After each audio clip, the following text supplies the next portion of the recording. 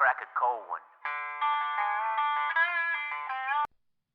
How's it going, everybody? This is Flint from Flint and Still Survival, bringing you a video today on a kit. This is going to be a video response for Jessie and Dawn out at Southpaw Bushcraft. They've hit 325 subscribers, and I guarantee those two ladies are going to go a lot higher than that. You're going to have to excuse the shakiness. I haven't eaten anything yet today, mainly out of laziness, but I've also had a couple things I wanted to get done. And went into work mode and just, started going to town and forgot to eat. So after I shoot this video, I will do that. First off, this is going to be a day pack if I want to go out in the woods and just play around with bushcraft, or just try out some skills or anything. It's just mainly I wanted some stuff that either A, I haven't used before, or B, I'd like to get better at using. So let's just get into it. First off, for an emergency situation, this is a New Millennium Energy bar. It has 400 calories, low sodium. They taste very good, most of them. I don't like the cherry as much as some of the others, but coconut's definitely their best in my opinion. Got some green high visibility line. This is just micro cord.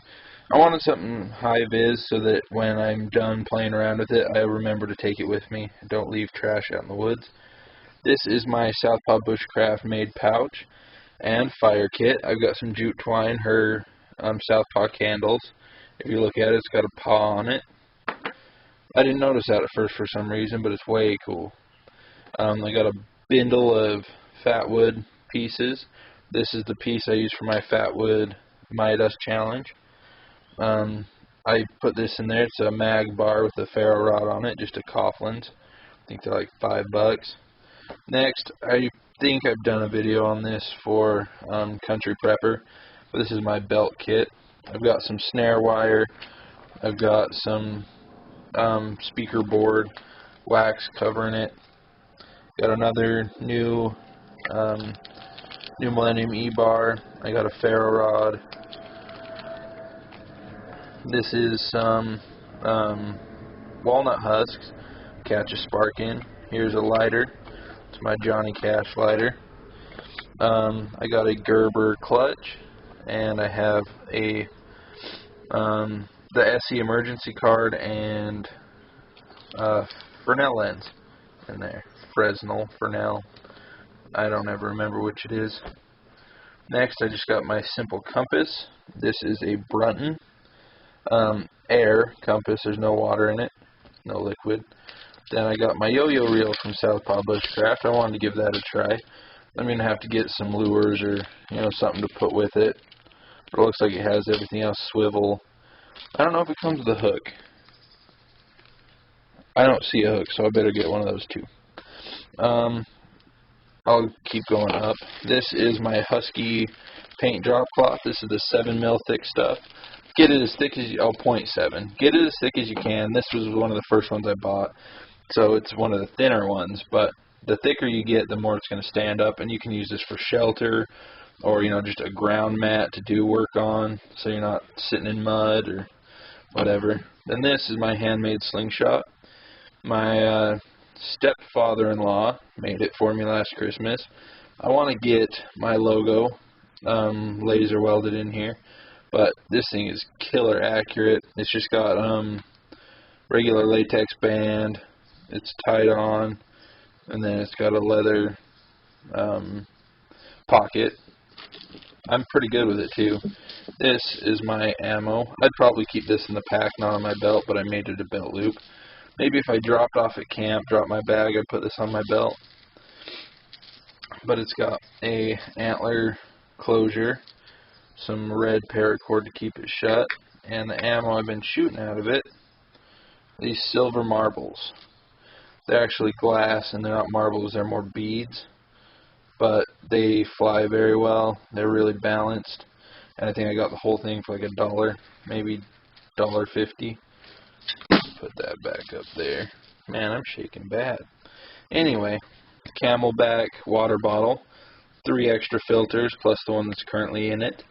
I've never used this before, but it's supposed to filter out all microbials, all dirt. You know, it's supposed to be a 99.999% filter for everything. Next is my wild edibles cards from Southpaw. This I want to review and actually go out and find some wild edibles. I know there's plenty near me. I've eaten some before, but this will tell you all the uses for it. Then I got my headlamp in case it gets dark or, you know, rainstorm comes in. Because here in Utah, sometimes rainstorms, they can go as black as night. So it's not often that happens, but you never know. So in case I need a light, there's one. My Coughlin's saw. In Bushcraft, I believe in a saw over a hatchet, just because I'm not going to be making like stools or, you know, large scale things. This will be to fell any limb I need, walking stick or whatever I'm making. And this isn't a bad one. I mean, there's definitely better out there. This is a Chinese made one. But this locks up solid. It works really well. This is the second one I bought. This one has never been used.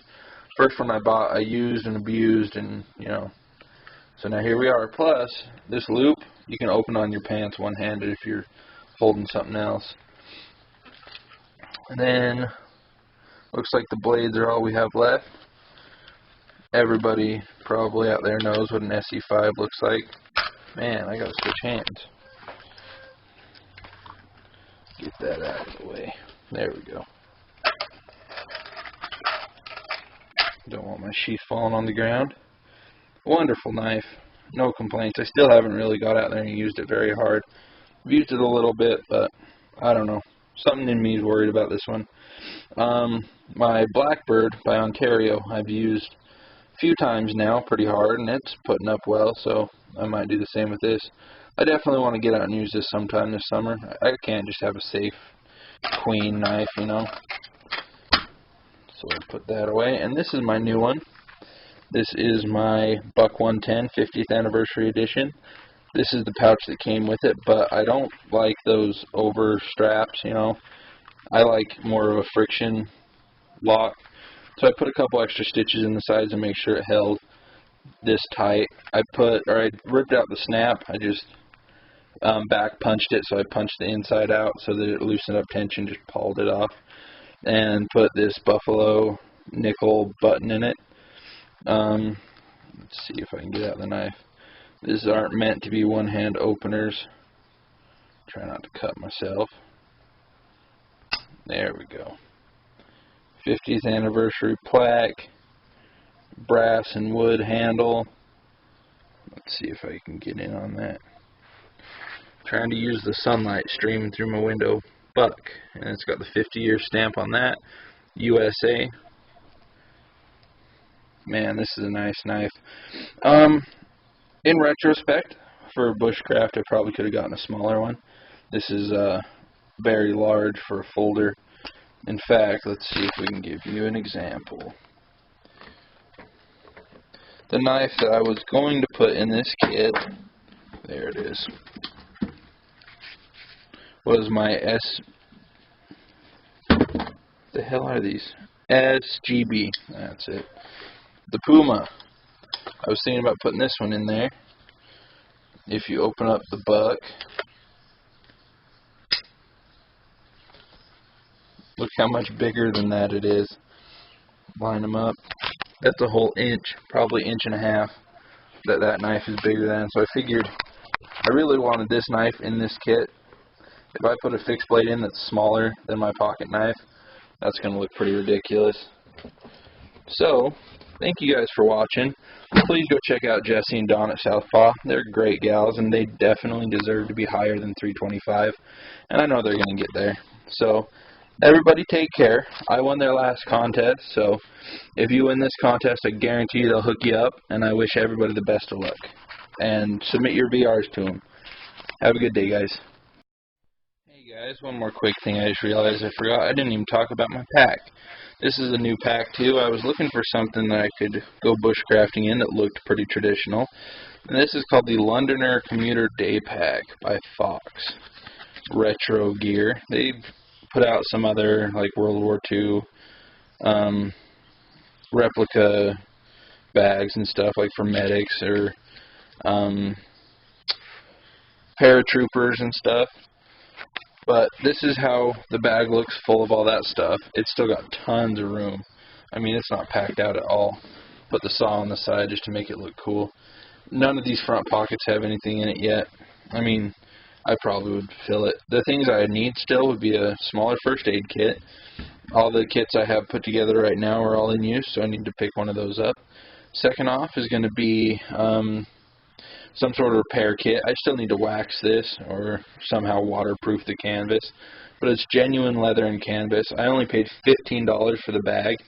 I went to my local Army-Navy store, and at the register it rung up for $35, but all the ones on the shelf are marked for $15, so I got it for $15. And then they pulled them off the shelf to reevaluate the price. Another couple things I could use is a cook kit, which I do have. I probably will transfer into here. I have, it's a full 3-piece stainless steel cook set, and it's already packed full of more survival gear. And I have a mini stove and the mini can of gas, so I might throw that in there too. And on the belt, I put the belt kit in here. I don't like to wear it unless it's the only thing I have with me. If I'm wearing a pack, I don't also like to wear that because they interfere with one another. I would put this fixed blade on my left side backwards. I know a lot of people that's weird too, but I would put my folder on my right side, strong side, because I'd probably be using it more. This would be on my left side backwards, and I wear it like that most of the time anyway because it's a defensive position. If you're going to draw this and draw it, you know, out, so pretend I had just drawn this knife, I'm going to bring it up, and you can cut with it, you know, you can stab with it, or you can use your fist and punch if it's not a lethal blow you're going for. So there's more than one reason to carry it backwards like that, but that's the reason I would do it. There's just got more options for a quick draw, and it doesn't take that much time to flip it around in your hand, pass it off to the other hand. Whereas this one I'd rather have in my right hand. It would just be more convenient. And then that's all I got, guys. Thanks for watching this video. I know I kind of rambled a little bit, but have a